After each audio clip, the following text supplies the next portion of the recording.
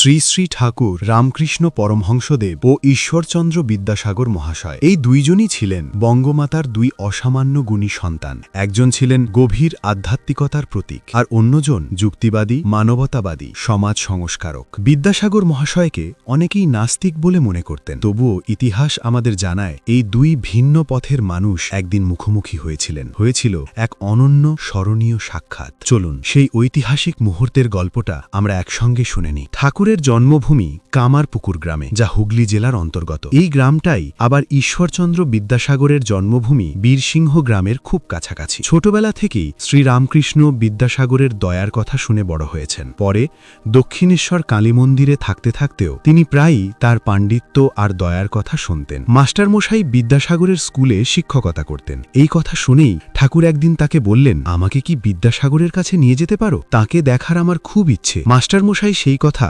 বিদ্যাসাগরকে জানালে তিনি আনন্দিত হয়ে বললেন, শনিবার বিকাল 4টের সময় নিয়ে এসো। একবার শুধু তিনি জিজ্ঞেস করেছিলেন, কেমন পরমহংস? তিনি কি গেরুয়া কাপড় পরেন? মাস্টারমশাই হেসে বলেছিলেন, না, তিনি এক অদ্ভুত মানুষ। লাল পাড় কাপড় পরেন, জামা পরেন, পায়ে বার্নিশ করা জুতো। দক্ষিণেশ্বরের কালী মন্দিরে একটা ঘরে থাকেন। সেই ঘরে তক্তপোষ পাতা, তার ওপর বিছানা, মশারি সবই আছে। বাইরে থেকে কোনো বিশেষ চিহ্ন নেই। তবে ঈশ্বর ছাড়া আর কিছুই তিনি জানেন না। দিন রাত তারই চিন্তায় থাকেন। অবশেষে নির্দিষ্ট দিনে বিদ্যাসাগরের বাড়ির সামনে ঠাকুরের গাড়ি থামল। বাড়িটা দোতলা, ইংরেজি ধাঁচের। মাঝখানে বাড়ি, চারদিকে প্রাচীর দিয়ে ঘেরা। পশ্চিম দিকে ফটক দিয়ে ভেতরে ঢুকে পশ্চিম দিক দিয়ে এগোলেই বাড়ির সিঁড়ি। সেই সিঁড়ি বেয়ে ওপরে উঠতে হয়। ওপরে থাকেন বিদ্যাসাগর। সিঁড়ি দিয়ে উঠলেই উত্তর দিকে একটা ঘর, তার পূর্ব দিকে বড় একটা হলঘর। হলের দক্ষিণ পূর্ব কোণায় বিদ্যাসাগরের শয়নকক্ষ।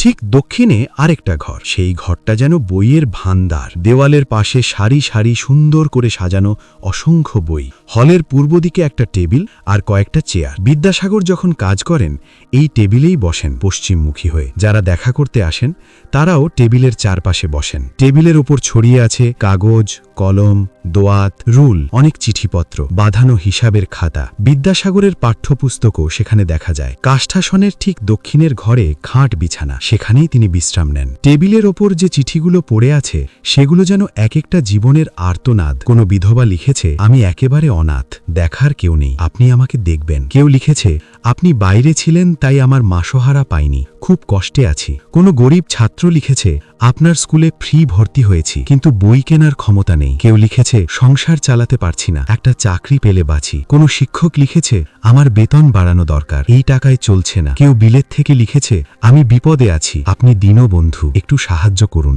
আবার কেউ লিখেছে, অমুক দিনে সালিশি আছে, আপনি এসে আমাদের ঝামেলা মিটিয়ে দেবেন। ঠাকুর গাড়ি থেকে নামলেন। মাস্টারমশাই পথ দেখিয়ে তাকে ভেতরে নিয়ে যাচ্ছেন। উঠোনে ফুল গাছ। সেই পথ দিয়ে হাঁটতে হাঁটতে ঠাকুর হঠাৎ বাচ্চার মতো নিজের জামার বোতাম নিয়ে খেলতে খেলতে বললেন, আমার বোতাম খোলা আছে, এতে কিছু দোষ হবে না তো? গায়ে তার পকেটোলা জামা, পরনে লাল পাড় কাপড়, আঁচলটা কাঁধে ফেলা, পায়ে বার্নিশ করা জুতো। মাস্টারমশাই মৃদু হেসে বললেন, আপনি এসব ভাববেন না, আপনার কিছুই দোষ হবে না, বোতাম লাগানোর দরকার নেই। যেমন করে একটা ছোট্ট শিশু নিশ্চিন্ত হয়ে যায়, ঠাকুরও ঠিক তেমনই নিশ্চিন্ত হয়ে গেলেন। সিঁড়ি দিয়ে উঠে একেবারে প্রথম ঘরটিতে, অর্থাৎ উঠেই ঠিক উত্তরের যে ঘর, ঠাকুর ভক্তদের সঙ্গে প্রবেশ করলেন। ওই ঘরের উত্তর দিকে দক্ষিণ মুখে বসে আছেন বিদ্যাসাগর। সামনে একটি চারকোনা লম্বা পালিশ করা টেবিল। টেবিলের পূর্ব দিকে একটি হেলান দেওয়ার বেঞ্চ, আর দক্ষিণ ও পশ্চিম পাশে কয়েকটি চেয়ার রাখা। বিদ্যাসাগর তখন দু একজন বন্ধুর সঙ্গে কথাবার্তা বলছিলেন। ঠাকুর ঘরে ঢুকতেই বিদ্যাসাগর উঠে দাঁড়িয়ে তাকে অভ্যর্থনা জানালেন। ঠাকুর পশ্চিম মুখে টেবিলের পূর্ব দিকে দাঁড়িয়ে বাম হাত টেবিলের ওপর রেখে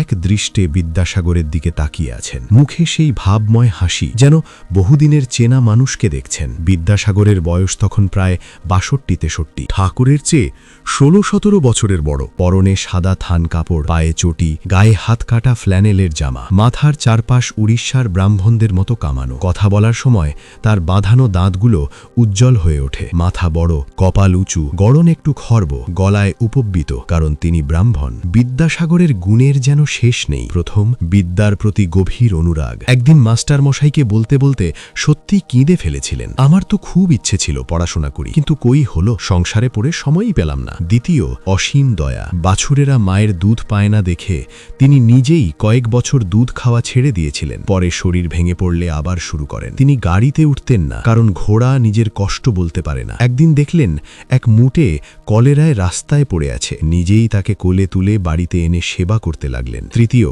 স্বাধীন চেতামন। কর্তৃপক্ষের সঙ্গে মত না মিললে সংস্কৃত কলেজের প্রিন্সিপালের পদ ছেড়ে দেন। চতুর্থ, লোকলজ্জা বা মান অভিমান নিয়ে ভাবতেন না। এক প্রিয় শিক্ষকের মেয়ের বিয়েতে নিজে কাপড় নিয়ে গিয়ে হাজির। পঞ্চম, মায়ের প্রতি অগাধ ভক্তি। মা বলেছিলেন, তুই যদি বিয়েতে না আসিস আমার খুব মন খারাপ হবে। এই কথা শুনে কলকাতা থেকে হাঁটতে হাঁটতে রওনা। মাঝে দামোদর নদী, নৌকা নেই, সাঁতরে পার হলেন। ভেজা কাপড়েই রাতে বীরসিংহ গ্রামে গিয়ে মায়ের সামনে দাঁড়িয়ে বললেন, মা, এসেছি। এদিকে বিদ্যাসাগর ঠাকুরকে যথাযোগ্য সম্মান ও সম্ভাষণ করলেন। ঠাকুর ধীরে ধীরে ভাবাবিষ্ট হয়ে উঠছেন। কিছুক্ষণ দাঁড়িয়ে আছেন, মাঝে মাঝে বলছেন, জল খাবো। ভাব সামলানোর চেষ্টা। এরই মধ্যে বাড়ির লোকজন, আত্মীয়, বন্ধুরা এসে ঘর ভরে গেল। ঠাকুর ভাবাবিষ্ট অবস্থায় বেঞ্চে বসতে যাচ্ছেন। সেই বেঞ্চে এক 17-18 বছরের ছেলে বসে। সে পড়াশোনার সাহায্য চাইতে এসেছে। ঠাকুরের অন্তর্দৃষ্টি ছেলেটির মনের কথা যেন পড়েই ফেললেন। একটু সরে বসে বললেন, মা, ছেলের বড় সংসারাসক্তি। এ অবিদ্যার ছেলে, মানে যে শুধু অর্থের জন্য বিদ্যা চায়, ব্রহ্মজ্ঞান চায় না। তার বিদ্যা আসলে কষ্টের কারণ। বিদ্যাসাগর তাড়াতাড়ি জল আনতে বললেন। মাস্টার মশাইকে জিজ্ঞেস করলেন, কিছু খেতে দেব? মাস্টার বললেন, আজ্ঞে, দিন না। বিদ্যাসাগর নিজে ভিতরে গিয়ে মিঠাই এনে বললেন, এগুলো বর্ধমান থেকে এসেছে। ঠাকুরকে দেওয়া হলো। হাজরা ও ভবনাথও পেলেন। মাস্টার মশাইকে দিতে গেলে বিদ্যাসাগর হেসে বললেন, ও তো ঘরের ছেলে, ওর জন্য আটকাচ্ছে না। ঠাকুর তখন এক ভক্ত ছেলের কথা বললেন। ছেলেটা খুব ভালো, ভিতরে গভীরতা আছে, ভলগু নদীর মতো। উপরে বালি, একটু খুঁড়লেই ভিতরে জল। মিষ্টি মুখের পর শুরু হলো আসল কথোপকথন। ঘর তখন মানুষে ভরা, কেউ বসে, কেউ দাঁড়িয়ে, সবাই শুনছে মন্ত্রমুগ্ধ হয়ে। ঠাকুর হাসতে হাসতে বললেন, আজ সাগরে এসে মিললাম। এতদিন খাল বিল নদী দেখেছি, আজ সাগর দেখছি। সবাই হাসে। বিদ্যাসাগরও হেসে বললেন, তবে নোনা জল একটু নিয়ে যান। ঠাকুর সঙ্গে সঙ্গে, না গো, নোনা জল কেন? তুমি তো অবিদ্যার সাগর ন, তুমি বিদ্যার সাগর, তুমি তো ক্ষীর সমুদ্র। ঘরে আবার হাসির ঢেউ। বিদ্যাসাগর মৃদু হেসে বললেন, তা বলতে পারেন বটে। এরপর ঠাকুর গভীরভাবে বললেন, তোমার কাজ সাত্ত্বিক কাজ, সত্য থেকে দয়া হয়। দয়ার জন্য যে কাজ, সেটা রাজসিক হলেও সেটা সত্যের রজগুণ, তাতে দোষ নেই। শুকদেবের মতো মহাপুরুষরাও দয়া রেখেছিলেন মানুষের শিক্ষা দেওয়ার জন্য। তুমি বিদ্যা দান, অন্ন দান করছো, এ খুব ভালো। নিষ্কাম ভাবে করতে পারলে তাতেই ভগবান পাওয়া যায়। কিন্তু কেউ যদি নাম বা পুণ্যের জন্য করে, তাহলে সেটা নিষ্কাম নয়। আর তুমি তো সিদ্ধপুরুষ হয়েই আছো। বিদ্যাসাগর একটু অবাক। মহাশয়, কিভাবে? ঠাকুর হেসে বললেন, আলু পটল সিদ্ধ হলে নরম হয়, তুমি তো খুব নরম, তোমার এত দয়া। বিদ্যাসাগরও মজা করে বললেন, কলাই বাটা সিদ্ধ তো শক্তই হয়।